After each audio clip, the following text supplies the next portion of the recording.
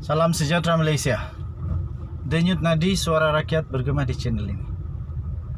Nampaknya tuan-tuan dan puan-puan yang dihormati sekalian, setelah berpuluh-puluh jam sumpah laknat Najib Razak, belum ada apa-apa yang berlaku.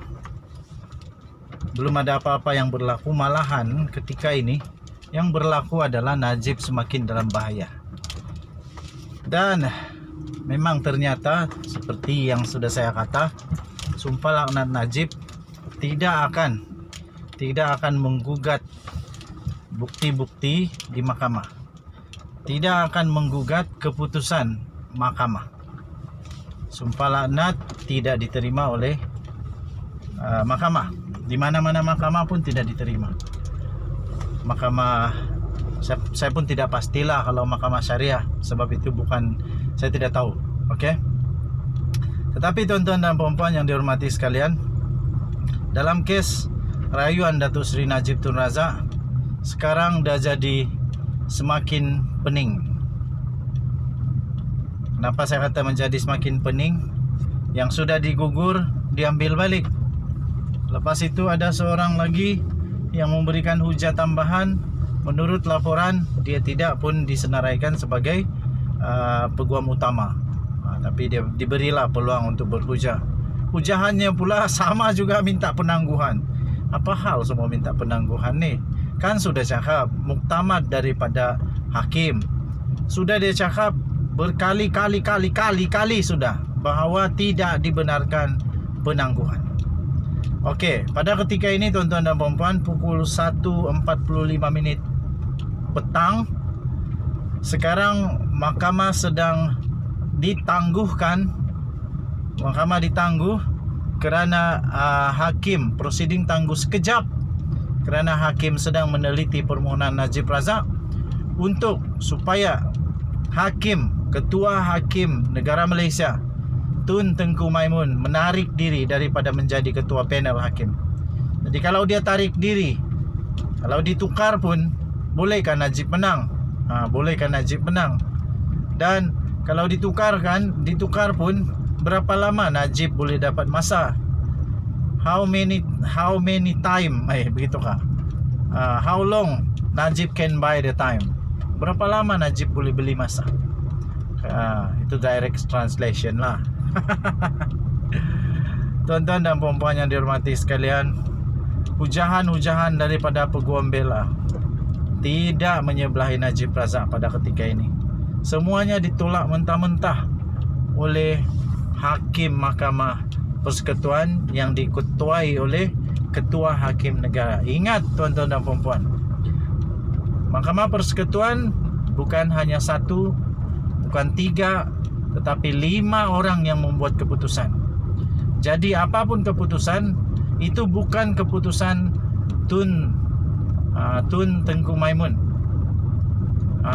Bukan keputusan dia seorang. Jadi katakanlah dia boleh, katakanlah tiba-tiba seperti dakwaan Najib, dia boleh jadi berat sebelah, tapi ada 4 lagi hakim yang boleh menyanggah dia, yang boleh mengalahkan dia. Jadi kalaupun hakim Tun Tengku Maimun kata Najib salah, tapi kalau 4 orang hakim yang lain kata tak salah, kata bersalah, tak salah, Najib tetap tak salah sebab dia menang majoriti 4-1. Jadi inilah yang perlu difahami. Kalaupun Najib mahu, Najib takut. Kalaupun Najib takut ada berat sebelah, kenapa dia perlu takut? Sebab yang buat keputusan bukan 1 orang, perlu 5 orang. Sebab itu ada nama dia sebulat suara. Ada yang nama dia 3-0 tak ada, 3-2. Ada yang nama dia 4-1. Mana ada boleh menang 1-4. 1-4 kalah yang satu. Itulah yang perlu difahami.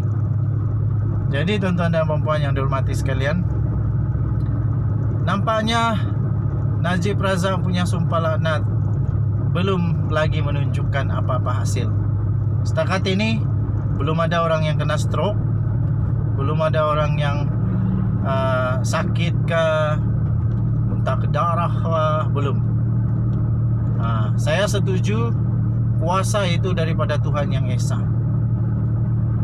Kuasa itu daripada Tuhan yang Esa. Jadi apa yang Tuhan nak buat, itu kita tidak boleh persoalkan. Kerana kuasa Tuhan jauh melebihi apa-apa kuasa sekalipun. Masalahnya sekarang ialah Najib Razak cuba meyakinkan penyokong-penyokongnya bahawa dia tidak bersalah dengan menggunakan sumpah laknat. Okeylah, bagi mereka yang percaya, teruskanlah percaya. Tidak masalah. Sebab kita di negara penuh demokrasi. Ada hak untuk berfikir, ada hak untuk menyuarakan pendapat, ada hak untuk memilih siapa yang kamu mau sokong, apa yang kamu mau percaya. Jadi semua itu hak masing-masing. Tapi di mahkamah, fakta dan bukti itulah yang diterima. Tuan-tuan dan puan-puan yang dihormati sekalian, baru sebentar tadi juga ada laporan mengatakan Ketua Hakim Negara tidak akan berganjang untuk menangguhkan walaupun sehari perbicaraan ini. Malah dia kata hari ini juga akan diselesaikan. Kalau semua selesai hari ini, dia kata besok tak ada lagi sesiapa pun di mahkamah. Adakah itu tandanya bahawa keputusan sama ada Najib Razak masuk penjara atau tidak pun akan dapat pada hari ini? Sekiranya Ketua Hakim Negara tidak menarik diri selepas mendapat counsel, mendapat advice, mendapat pendapat, second opinion dan sebagainya, tengok kepada buku-buku perundangan, lihat kepada perlembagaan dan sebagainya, dan dia tidak perlu menarik diri, tuan-tuan dan puan-puan, kemungkinan besar Najib Razak akan menerima nasib dia hari ini, sama ada dia menang atau tidak. Tapi nampaknya seakan-akan sekarang ini Najib dah tahu dia kalah. Sebab itu dia menggunakan taktik ini. Sebab itu dia menggunakan supaya peguam ditukar, hakim ditukar, maafkan saya, ketua hakim ditukar, dengan harapan mungkin kalau ditukar perspektif berbeza lagi. Dan Nadi Suara Rakyat bergema di channel ini. Kita jumpa lagi, bye bye.